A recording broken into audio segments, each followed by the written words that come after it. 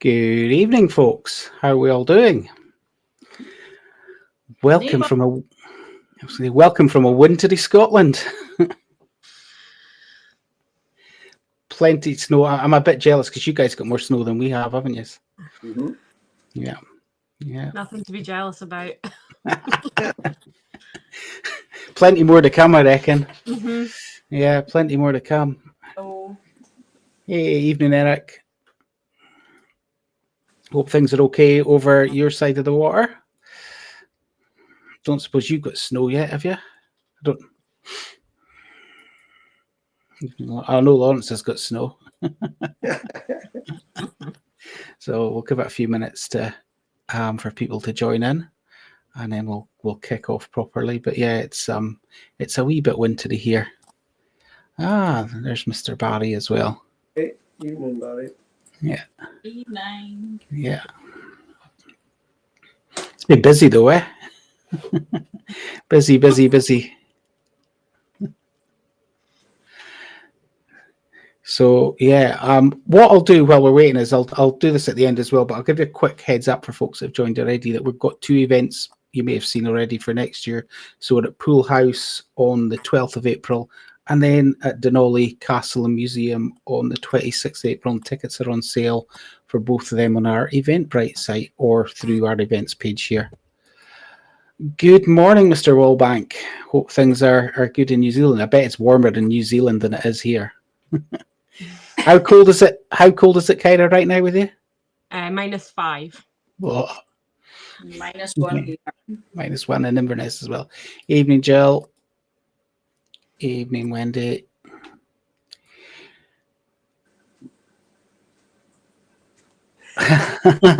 You can keep that. Yeah. Evening, Myra.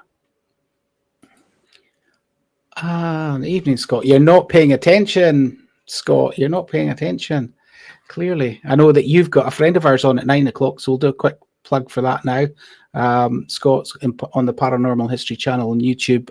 He's got Rick McCallum coming on from Hollywood Ghost Hunters at 9 o'clock. So we'll try and finish sharp at 9 for you, Scott, tonight. As I said, I'm sure that'll be a good chat.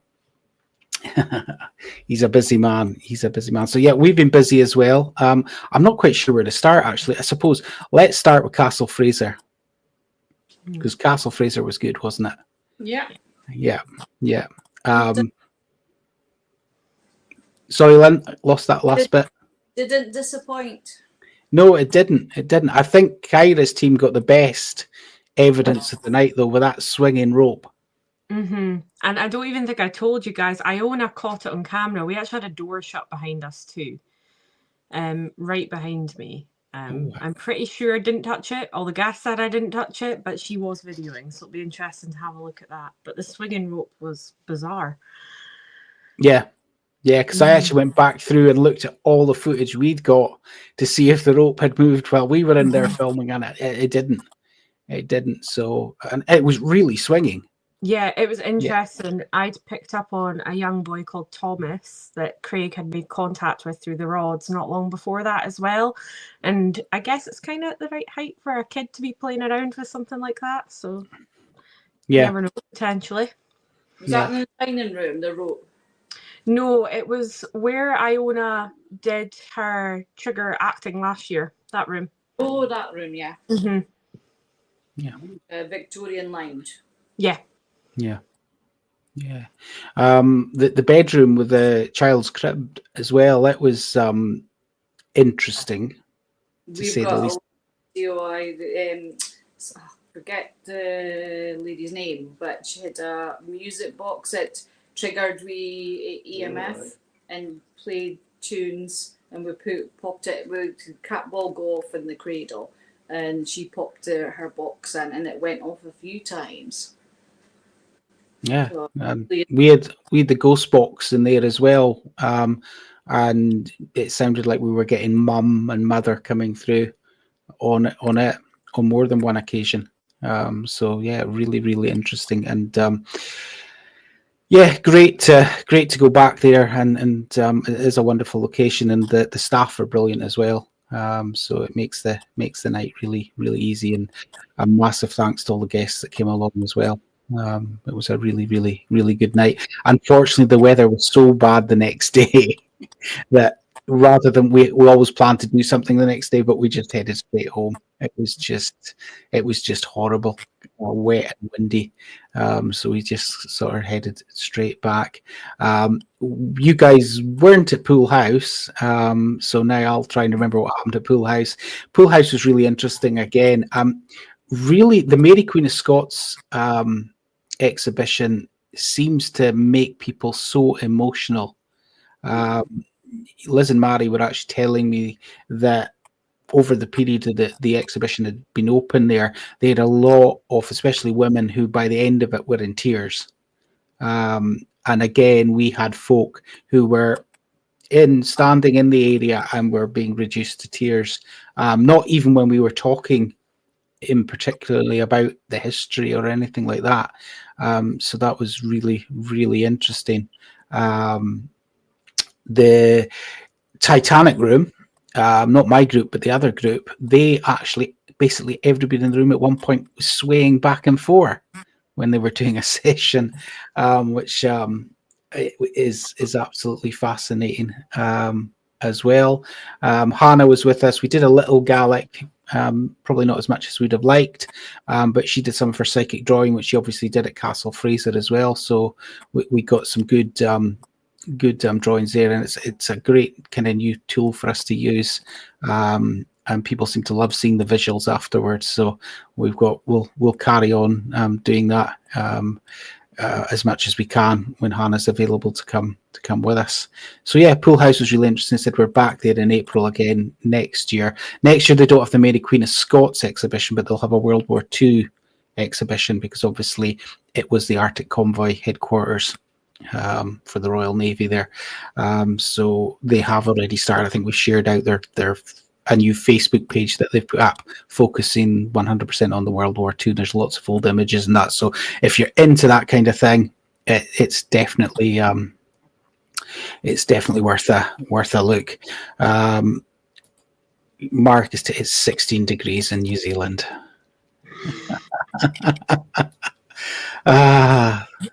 That's summer in Scotland. That's top south. So yeah, as I said, it's those events were great. Unfortunately, Down House was cancelled. It was out with our control, which was a shame, but that is what it is. But and then we had our open meet cancelled on us, unfortunately, as well, due to an emergency at the bar at the last minute. So unfortunately that didn't go to plan, but we will be doing more virtual stuff over the winter months, hopefully, and then hopefully we'll be back at some point next year to do another open meet.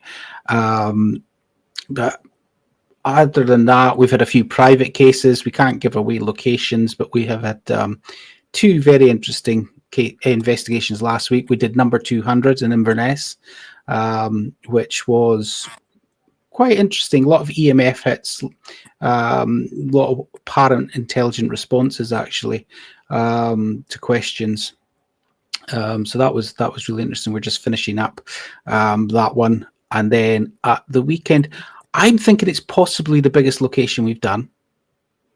I'm not 100% sure. I know that we did somewhere else years back that was fairly big, but certainly that basement was something else.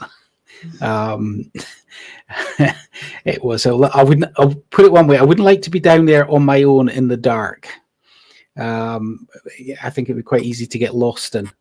And it was fascinating, and from the point of view also that it does make you wonder that all these tales, certainly in Inverness, of tunnels and that, is it more just basements of some of these bigger establishments? But yeah, that was an interesting day. What I found fascinating was as well that both Kyra and Hannah and Craig picked up the same names in a certain area, and also it tied in with what the staff have recently seen.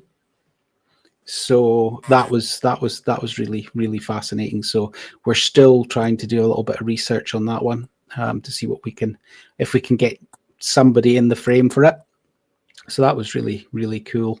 And it was interesting as well because we worked in 2 teams, but the 2 teams got different responses in certain rooms. So in one room, you guys had an absolute load of responses, cat balls going off and all sorts.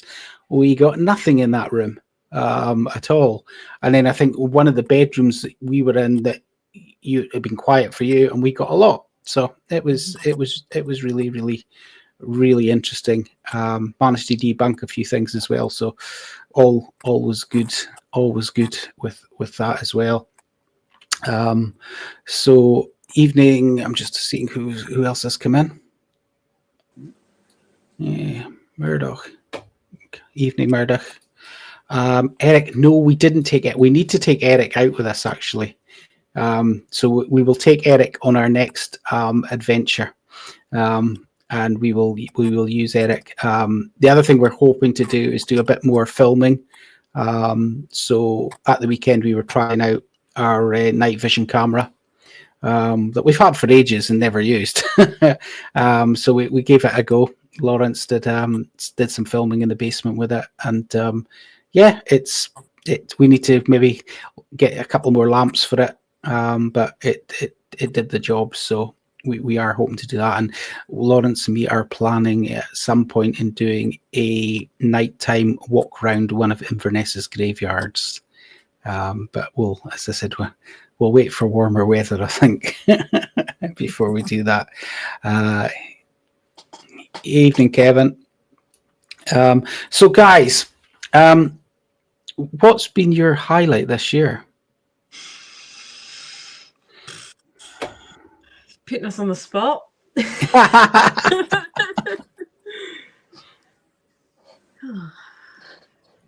think mine has to be Abertarf, just to actually get in there. So interesting. Not the most active location, but just a real honour to get the chance to go in there. I think that's got to be one of my favourites. And Pool House at the start of the year as well. Yeah, no, I totally agree. And I think with Abertarf, what I found really impressive was the fact that we were given no information before going in, and you nailed it. You got the girl that all the staff are reporting seeing. Mm-hmm. So that was, that was really, really, really, really good.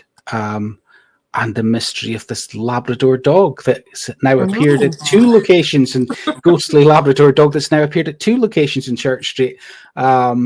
So I need to go back and do a bit of history, but I don't know if there's any dog lovers on tonight.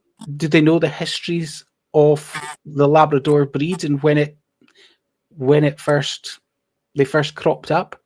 I had a funny feeling it's not that old. No. A breed, because it's actually, I'm sure Labradors are actually were bred in the Highlands, because there's an old ruined mansion. I'm sure that's where they were first bred, and I'm pretty sure that's the case. That would be interesting to find out.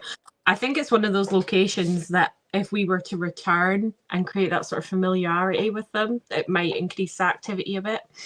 Yeah. Early 1800s in Newfoundland, Canada. All right. Okay. Well, that's interesting. So that makes it different time, but it's a huge coincidence. A black Labrador dog in 2 buildings. Or they would have come over here. Yeah.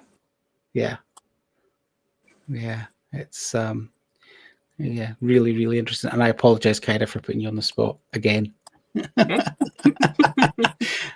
Evening, Mary. Think about these things beforehand. You should know what you're going to ask them. Yeah.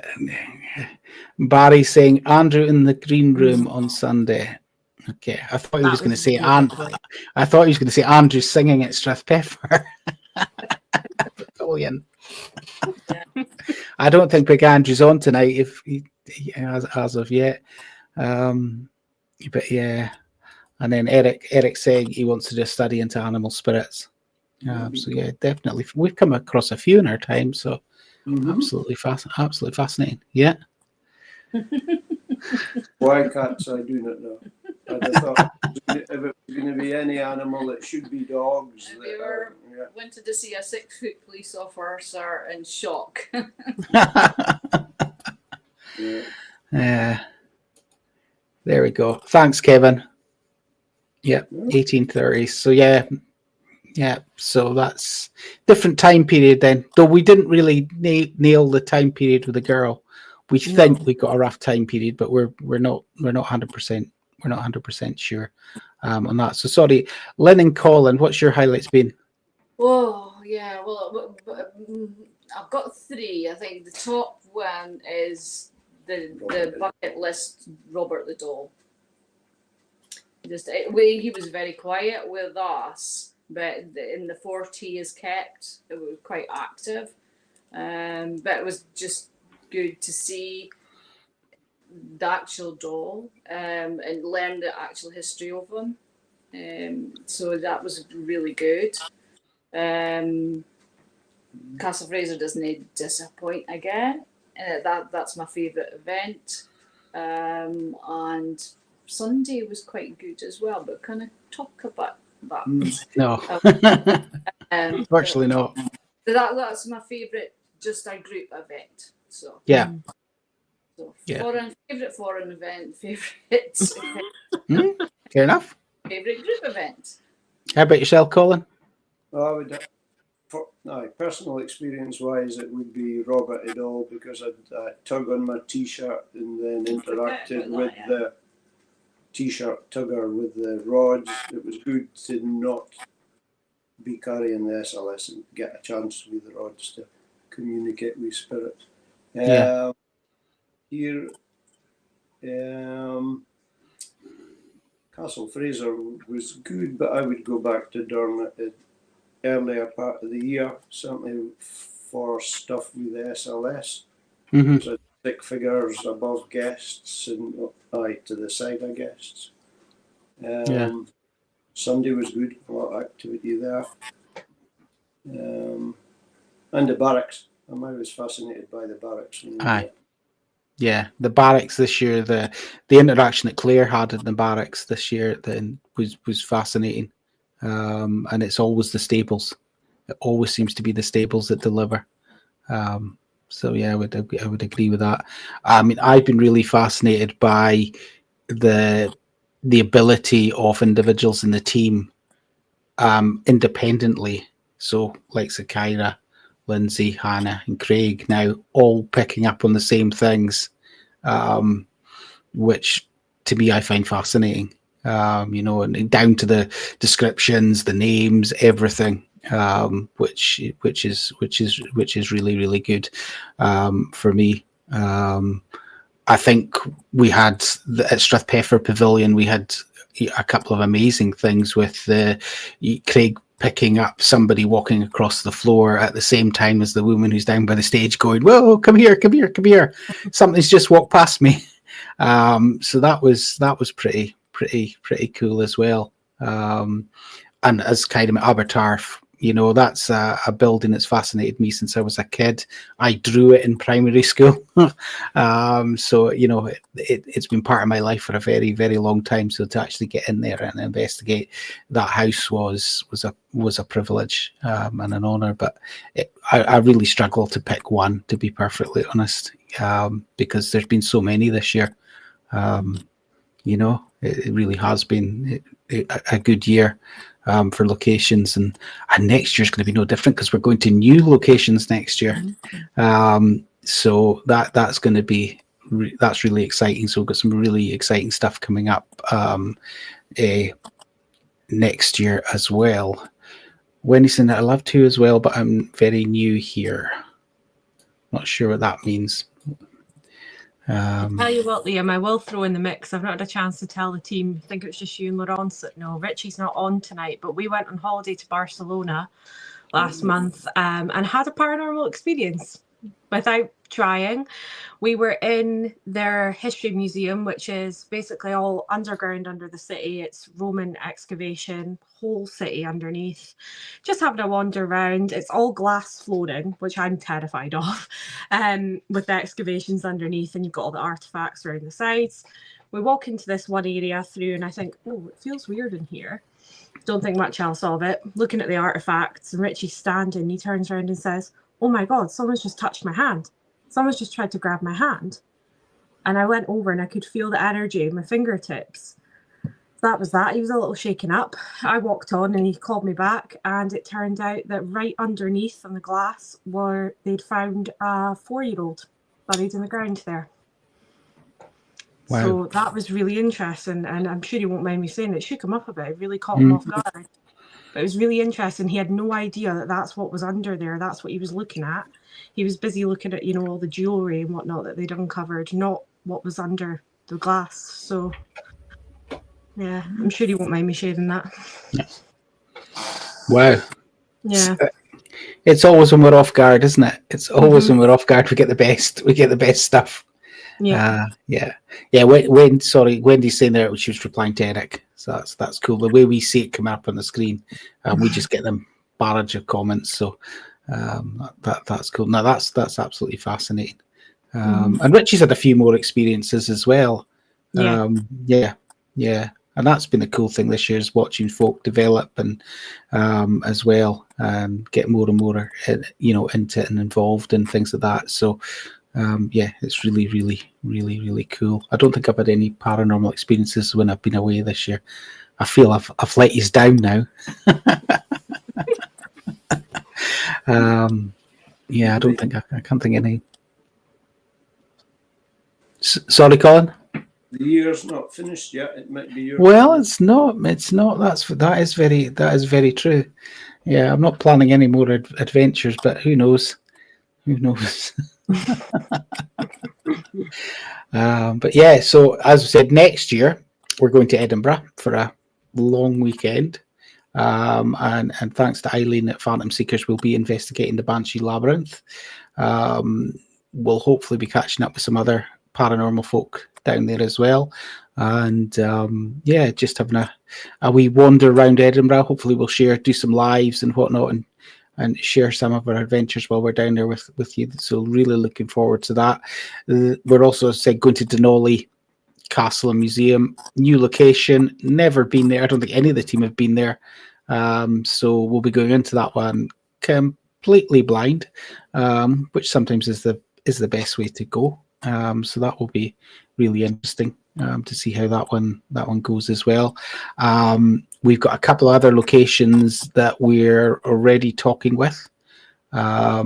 So we should have some further announcements very soon, including another castle.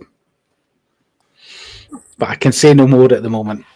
The date is in the diary, but we just need it confirmed. And once it's confirmed, we will be delighted to tell you all about that one as well. We're excited for that one as well. That's probably jinxed it now, but never mind. So that's it. So if anyone's got any questions for us, feel free to fire away. I see the latest twist in the Conjuring house is that she's been shut down or is going to be shut down, which I think is best for all parties. It does seem to have gone a little nuts, to say the least. She certainly has. I think it's best for everybody that took place. And then Lynn, obviously you mentioned as well a sad passing of Howard Hughes. Yeah, that was totally out of the blue. He took a break in the spring because of health issues. Didn't go into details, but he came back in July, did a wee video and said he was planning to be back soon. And I think he's done a voiceover program on Netflix, a UFO program. And that just came out recently. And then just the news. I was just actually checking a couple of days earlier his Facebook page and his Twitter X page. Just to see if there was any updates I hadn't seen, expecting him to be back on, because he part of the thing, he was wanting groups to come on to the show to tell their stories, kind of thing. So I was going to get in touch and say that we would be willing to do that. And then, just out of the blue, and I didn't ken the reason, they've just stated the reason, just that he'd passed unexpectedly. So that, there's over 800 podcasts, some ghost stories, some other paranormal things, the Yahweh in Australia, UAP things. He just covered the spectrum of paranormal, and his voice, oh my gosh, there's such a great voice to listen to as well. I did post the last couple of years some of the shows that were really interesting for us, but just go wherever you get your podcasts and look up The Unexplained with Howard Hughes, and you'll see the breadth and depth of his podcasts, and have a listen. He was just brilliant, and he had an inquiring mind as well. He was really interested. He'd seen a ghost in a radio station. He'd worked in Liverpool. He'd heard the stories, and it was. He appeared as a real person, solid, and spoke with them. And his dad, a policeman, had seen someone as well. So yeah, he did believe in the paranormal. So that was good. Yeah, we really sorely missed. Yeah, sad loss for the community. I think a highly respected man. So yeah, such a shame. Barry's asking, have we heard any more about the Old High Church? So we know that as we posted today, the sale of the Old High Church has fallen through. So basically, the Church of Scotland sold the church last November, a year ago, to the highest bidder, but the highest bidder appears not to have the funds. So it's taken a year, and it's now back on the market again. So hopefully common sense will prevail this time, and it will go to an organisation that actually want to look after the building and understand the importance of the building. So that's really all we know, Barry. There's plenty of rumours flying about, but I'm not going to say anything on here. Because they are just rumours. But as I said, hopefully it'll be resolved soon, because the church is in need of somebody to take care of it. Most definitely. So I was going to ask Lynn as well, UFO wise, or whatever I'll call them UFOs, because I know they've changed the terminology, but I think I'm old school. Someone moved on for UFO now, and it's gone. But it's a new terminology again.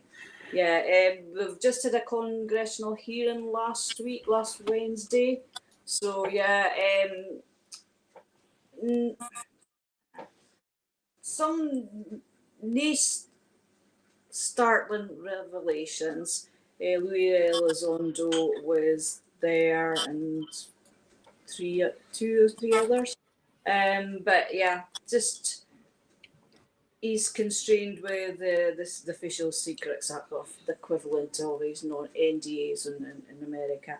But with the new president, Trump, coming in, it's looking like mere disclosures will follow, mere hearings will follow.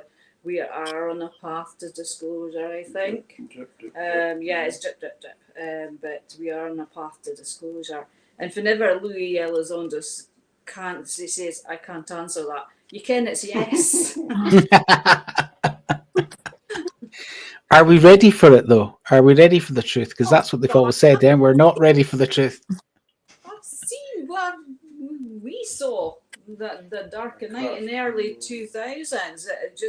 we were coming back the high road for Tara. We were just doing some shopping. The kids were in the car. But tea time, probably midwinter, was dark, no moon, about 5 o'clock. And when you see a rocket go off, the blast goes out for the bottom. So that went out, and then it went to a point, and then poof, and it was luminous green. Wow. Orange. And we would just turn towards each other. He was driving, and we just heard, what the bloody hell was that? Poof. It's 3 seconds. Poof. Oof. And you can see the straight bit coming up for the blast. And it just blast straight back that 3 seconds tops. Yeah. So we kind of have our rocket. Our rockets are a kerosene base or as part of the Elon's got methane. That is green. But we didn't do rockets that are green. And we didn't do rockets that disappear in 3 seconds. Yeah. It took a good 10 seconds to clear a launch tower. Yeah. So, yeah. Barry, we've got our own Mulder and Scully. They're here tonight. It was like, what the bloody hell was that? No. Have you ever seen anything, Kyra? I actually had a weird experience a few weeks ago that I kept meaning to ask Lynn about. And I would have disregarded it if it wasn't for the fact that somebody at the opposite end of my village was coming out their house at the same time as me and saw the same thing. Came out my house, the sky was totally clear. It was about 6:30 in the morning. Very bright light in the sky. Thought, okay, is that a planet? But it was moving really, really fast. I thought, okay, shooting star or something. And then all of a sudden it flashed red and just vanished. There was no clouds, nothing. Okay. And I would love a logical explanation for it if it just I saw something, a star or whatever, but I've never seen anything like that before. So, yeah, but she saw the exact same thing at the other end of the village. Yeah, sometimes I'm not saying this is the ISS, International Space Station, but the space station is quite bright and zips, and because of the arc it disappears, but it doesn't go red. No. Mm-hmm. No, this flashed red and disappeared. Wow. And it was going really fast. So I have no idea what it was. I got to work and I said, oh, the strangest thing just happened to me. And the woman said, yeah, was it this? Because I just saw that. And I'm like, okay. Didn't even have to tell her. Note the date, because we didn't note the date. It was the day after the comet. Okay. Yeah. It was the day after the comet, about 6:30 in the morning. So I don't know, but I can't explain it, and I've never seen anything like that before. So yeah, Skinwalker Ranch has been good this year as well, but nobody's watching it. They were analysing some of the footage, they were looking at this one was coming in, and I said, that's a meteor, and then it moved. And meteors don't move. So, yeah, they've got some more questions. There's always more questions, but it's just there's some sort of phenomenon in Utah, and there's a spin-off program beyond Skinwalker. They send a couple of guys out. One's ex-CIA and one's an investigative journalist, and beyond Skinwalker, and they go round to different places. And they get some good stuff there as well. So that there's a lot of questions that need answers, and because the government, our government is hiding stuff. We've got over hundreds, thousands of classified documents in doing it Q.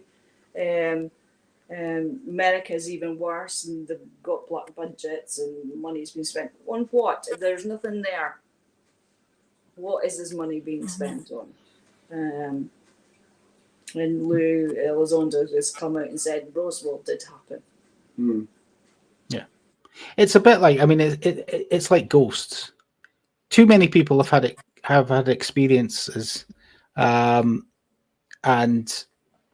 to be just dismissive of it. Mm-hmm. And let's be quite honest about it. I mean, the thought that it's just us.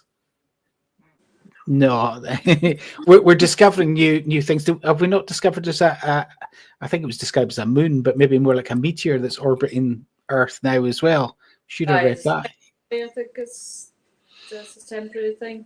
But yeah, there was a lot of chatter just a month or so ago about the James Webb Telescope discovering life on another planet, and specifically it was illumination in night time. So illumination in night time is artificial. You kind of see it from space if it's natural. It's like it's bioluminescence is the only thing that's natural light. But that's gone a bit quiet. But I think it's just part of the drip. Yeah. We're in hundreds of exoplanets, confirmed exoplanets. That's planets with our solar system. That is knowledge. It's just targeting the ones in the Goldilocks zone that's not too far or not too close to the sun, depending on size or depending on the size of the sun. Different Goldilocks zones, because water is essential to what we understand as life. There could be life that we don't understand. Yeah. And there's life been around a lot longer than planet Earth has been around. We've just come in a mid-range, so there's been planets around a lot longer than we've been around. So they're probably more developed than us. And just because we cannot explain or have got the exotic technologies that need to be their scientists confirm warp drive could be possible. We just don't have a power source to power it. So yeah, so we could do it, but we can't because we've not got the knowledge at the minute. For now. Yes. Elon will discover it. Yeah. Yeah. So when's the Skywatch? I was asked a few years ago, would we get involved in doing that? And I says, do you know what? I says, ghosts take up enough of my time. While the whole subject of aliens and UFOs fascinates me, as do the cryptos like Nessie, Bigfoot, and whatnot, I haven't got the time. Ghosts are enough for now. If I can, maybe if I catch a ghost on camera, I'll go, right, that's it, I'm done. I'll quit while I'm ahead and go, but I doubt that's going to happen anytime soon. So we'll just keep flocking away. But yeah, I mean, we've done shows in the past that have been, focused on that, the UFOs and whatnot, and we're happy to do that kind of thing again. And if Lynn and Colin want to do a Skywatch, go for it. I've done enough. It's too cold for Lynn to do outside with a camera this time. And it's too late in the summer. My son was quite into watching the meteor showers, so we'll go to the meteor showers, and I told the neighbours, if you do see us jumping up and down in the garden pointing at the sky, it's okay. We're just looking for meteors. And I've seen some things as well. It isn't just the thing that we saw. We've seen and there's various apps or websites that you can try to check if it's a satellite you're seeing, if it's going over. I wish people would stop posting Starlinks and they go up as a string of lights. Yeah, Starlink. Yeah. That'll die down once Starlink's complete. But yeah. Oh my gosh, I saw a string of UFOs. No, that's Starlink. But yeah, there's lots of websites you can check. Date and time, date, go and check. And if it's a satellite going over and that's not the ISS, then you've seen something that's near there. Should be there. Hi Fiona, we're in the north of Scotland, so it's dark in the winter and very bright in the summer. Yeah. Should say dark and cold in the winter, bright and cold in the summer. Yeah. Well, sometimes it's warm. Yeah. Yeah. It's summer and winter. If it's a good day, as well as a bright day, we get good light for about 9 o'clock to 3 o'clock. If it's a stormy day, the lights are on all day because it's too grey inside. But in the summer, it's nae dark till 11 o'clock in midsummer, and it's light by 3:30. So Yeah.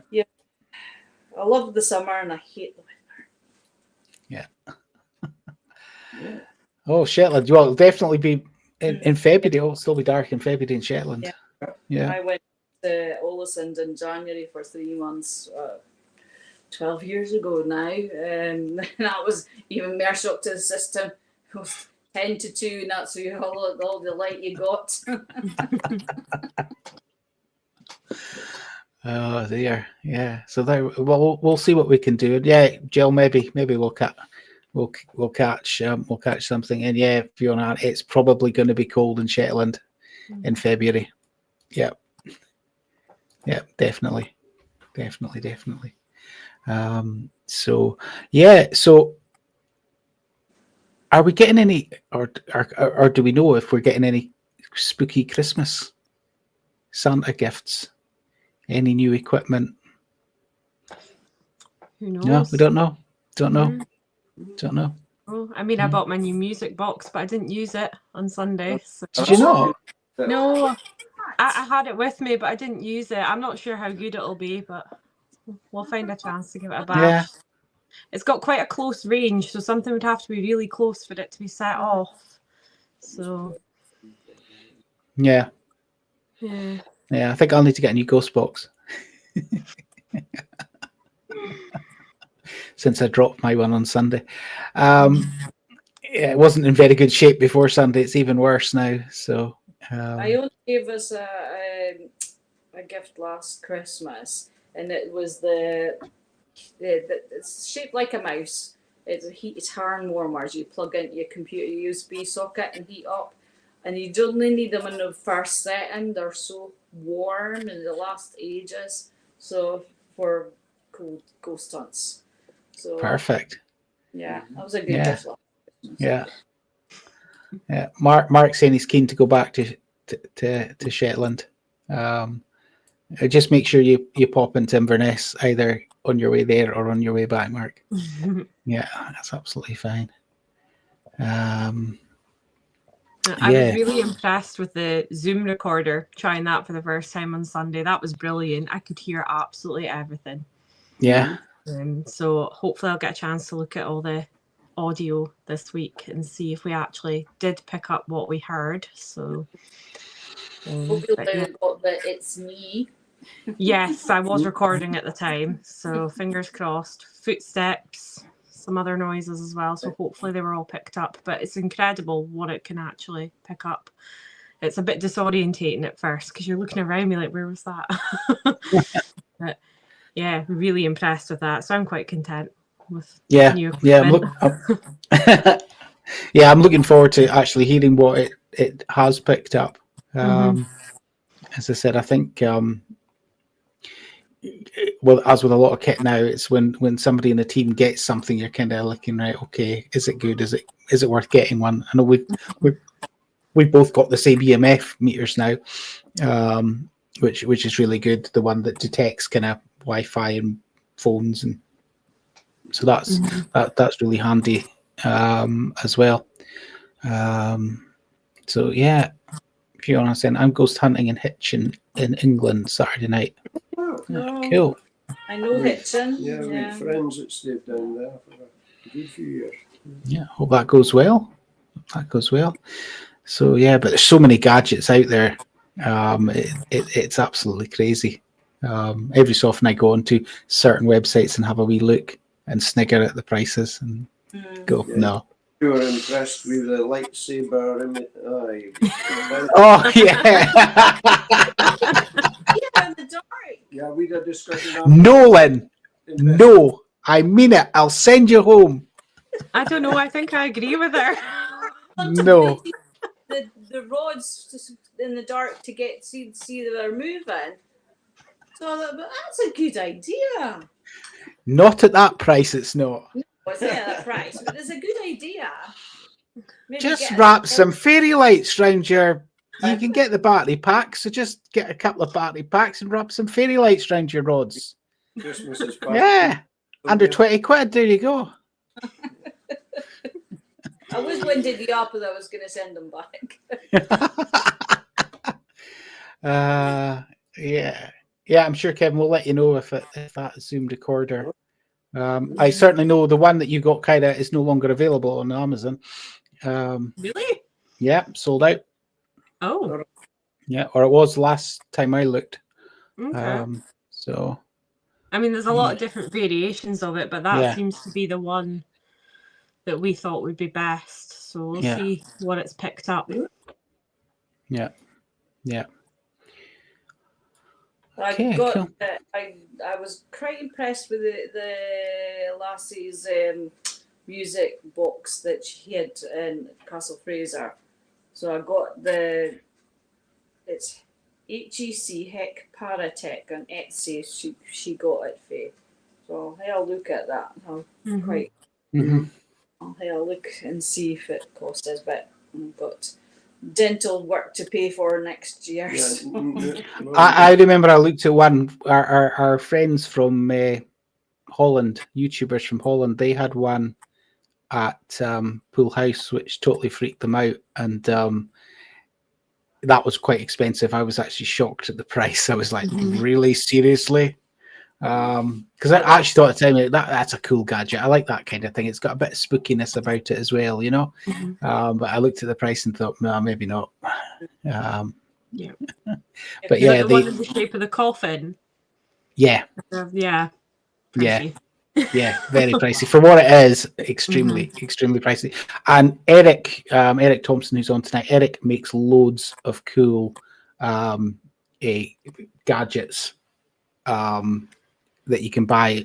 He's based in America, but especially if you're American, check out Eric on eBay. We have Eric, the REM pod. I mean, how cool is Eric? How cool is Eric, the REM pod? And I can tell you, he works better than the standard one that we've got. That I'm like, I think I'll be perfectly honest. The one I bought, I think, is the biggest waste of money I've ever. Yep. Yeah, they're just not great for my specific website. So yeah, check out Eric. Eric's stuff, and all sorts of cool stuff as well. You know, so. Yeah, as Mark says there, you got to love a flashing skull. The REM pods do work because if you get close to break the field. So on the odd occasion it's gone off, it's like, okay, that's something. Yeah. Yes. Oh, yeah, there is that side of it. I mean, as I said, I think the only time mine is actively gone off, I had my back turned to it, and I'm asking everybody else, what was that? Yeah.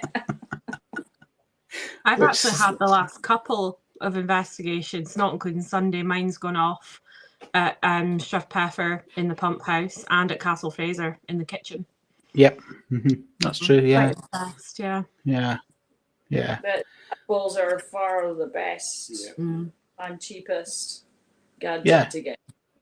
Yeah, oh, definitely. I mean, and I know that there's a lot of people out there who don't rate them.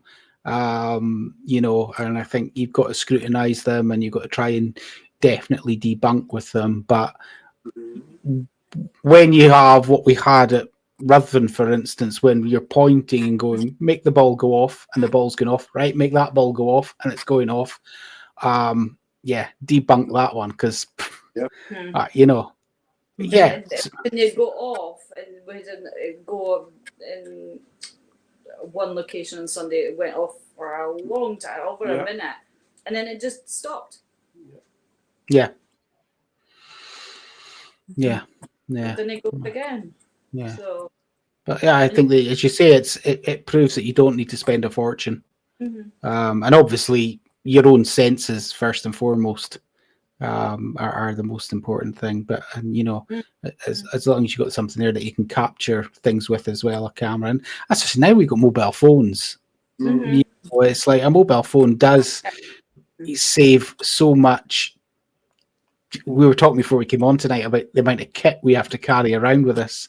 Now we're thinking we need to get tactical jackets, vests, things to carry everything in. It's getting a bit ridiculous, and there really is, at the end of the day, no need for it. I think if you've got I do think an EMF meter of some description is worth having. No, I'm not a big fan of apps because you just don't know the programming in. And the people want to make money, so they're gonna make an app that sells, and then you're gonna get engaged with. At Castle Fraser, a cat ball went off in a Great Hall, and somebody had an app, and it came. She had asked it if it was a ghost or whatever, and it not likely was the answer. Like, so I went up to the cat ball. There was a theory that they put forward that was the EMF meter that was K2 meter was putting it off, and I took the K2 and went round and round it, and then jumped up and down, and it didn't go off and back, and then it went off again. So yeah, the apps. No, I agree. I've not seen an app yet that impresses me. I'll be honest. I think there's two, well, unknowns, but the people who've kind of looked under the lid of these apps, you can pretty quickly work out that the way they're programmed, the data banks that they've got and whatnot. They're clever, but they're not reliable, unfortunately. As I said, I'm not keen on them, and I think from an investigation point of view, I think they actually take you down a false path. If I'm being honest, they kind of give you a narrative that you then end up running off of. Yeah. I was quite surprised. I was messing about with some stuff on my phone, and I have some of them on there just because you do out of curiosity. Oh yeah. Using to investigate the amount of permissions that they have on them and things that they have access to on your phone when you go into them is unreal. Yeah, they know where you are. They know what you're doing. They know what you're saying. Yeah. I was actually watching a video with the Ouija brothers on YouTube last week before, and they were trying out an app, and they were they were getting to the point I think they were going to throw their phones because it was just it was pretty much nonsense what was coming through on them, but very generic and very easy to kind of jump on and go, oh that makes sense,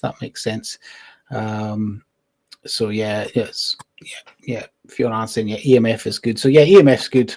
As I said, I always have an EMF meter because I use it to debunk and to look for electrical magnetic fields first and foremost, and then after that you go down the route of maybe using it to communicate. But very, very handy if you go into a property that's actually got high EMF field, because that can explain so much.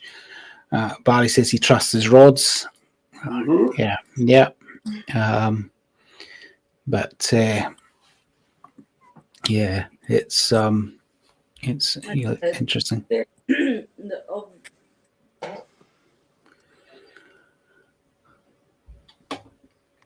All right, be interested to know where that app is, Eric. It can still listen and spit out a word that connects. I just didn't trust only word apps or obviouses. I think they're a waste of money. To go pick a word out. I just didn't get that. It's all trial and error, and it's all. I mean, that's what I say to people. We turn up all these gadgets, but we don't know.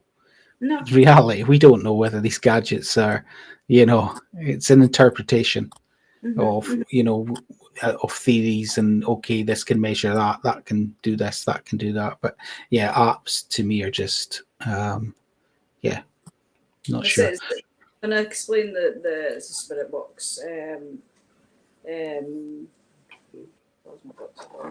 When I explain the spirit box, it's a scanner, but what we're looking for, you'll sometimes get words through from a radio station, but what we're looking for is a response to a question. Mm-hmm. And if you get, like, it's me over several sweeps of a station frequency, that you shouldn't be getting that, because the thing is constantly moving on, and it's in the same voice as well. Yeah. That's what we're looking for. Yeah. Oh yeah. Oh, we've had some good hits, some really good ones that we do sound completely out of context for what we've been listening to. Fiona Anson, I was at Hunt the other week, and they had apps in, but in my head, I just think it's probably easy to control and manipulate. Yeah. The people that create these apps want to get them sold, so they make money. So they're going to create an app that's they're not going to create. We sometimes didn't get anything on a box. They're not going to create an app that's not going to give you an interaction, because you're not going to use it again. Mm-hmm. Yeah.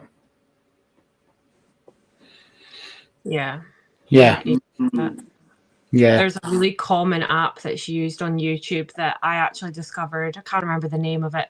If you see that they have a little symbol on the top right hand side of it, it means that they've actually added words to the word bank. So that's how they're doing it for their investigations, to fit in with the history. Yeah, I've heard of ones as well where you can actually add trigger words. Mm-hmm.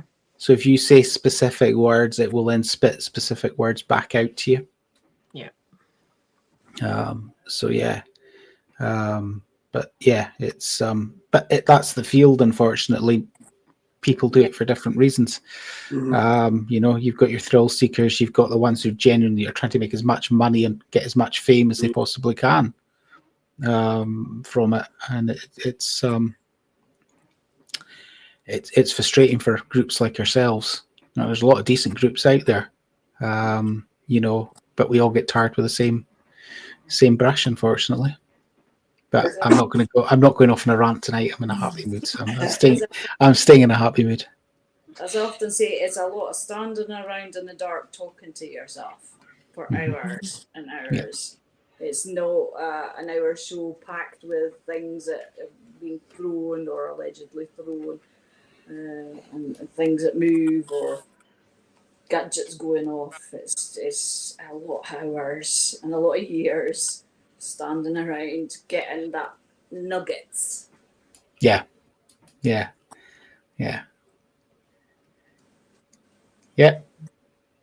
Exactly.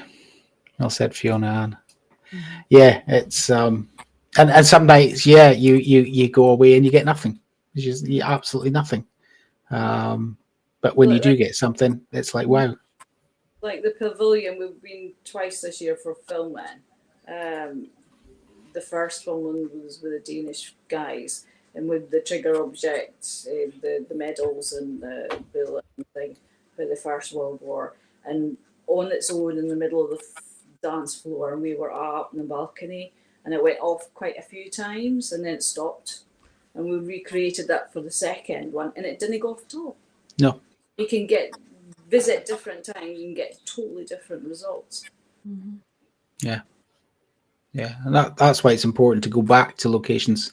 As Kyra said earlier, the more you go back to location, you build up that trust. Also investigate different times of the day. I think is another area. I've said before, like Clava Cairns for me, having visited quite a few times, never really thought much of it as a location until I went when there was a moon, and it was a whole different ball game. And the activity was off the chart that night. So yeah, it's all trial and error, but yeah, you definitely need to go and I think you need to go and visit locations if you can more than once.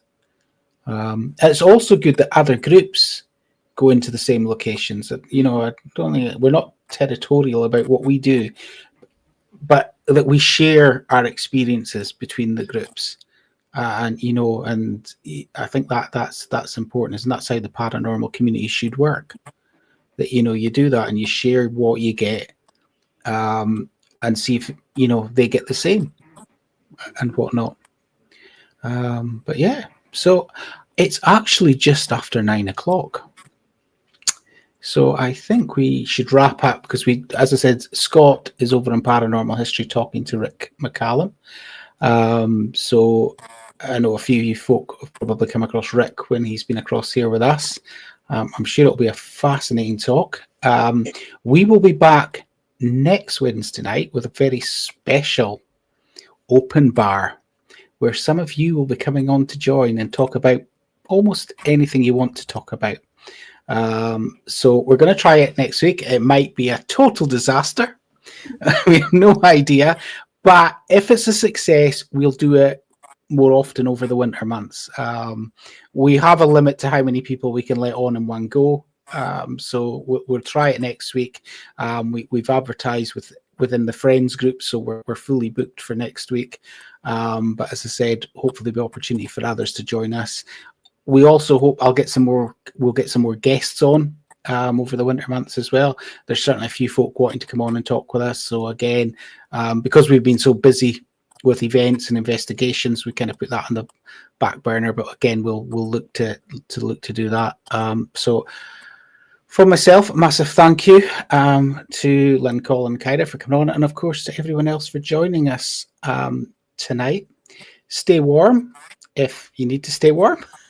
Stay safe, and we'll see you all soon. Bye-bye. Bye. Night, folks. Bye.